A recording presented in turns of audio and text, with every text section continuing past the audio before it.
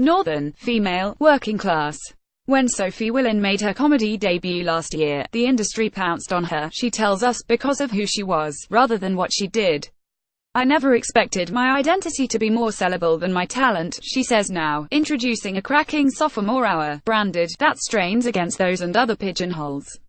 It's complex, broadly comic and thoughtful, never stinting on Willan's trademark blunt and gossipy good cheer.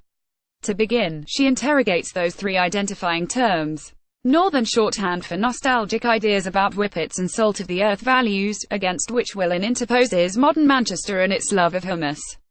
Female Q dating stories, including a pathetic account of why you should go green at a traffic light party.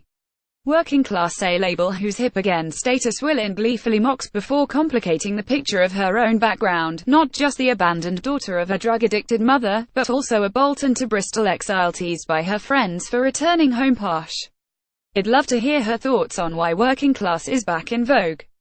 But Willan quickly moves on, reprising material from her 2014 theatre show about her long-lost dad, not, as it turns out, Richard Ashcroft of The Verve, and adding background to her 2016 stand-up show about growing up in care. Were invited to her vegan birthday party on a council estate hosted by a heroin addict, and she recalls the brief promise of social mobility when New Labour came to power and her gran pegged her as the new Marilyn Monroe. With this in Ingrid Oliver's show Next Door, do I sense a rehabilitation of Tony Blair underway in fringe comedy? The political and personal intertwine effortlessly in Willan's final third, as she charts the death of the dream via austerity, the bedroom tax and her struggle to work in the arts without family support. It's not just poverty that's the problem when she takes up sex work, the disapproval of her middle-class feminist friends is painful too. But feminist and escort are just more identities that we've allowed to become too narrow, she argues. If that sounds heavyweight, it's all leavened by Willan's optimism, easy rapport with her audience and weakness for the cheekier side.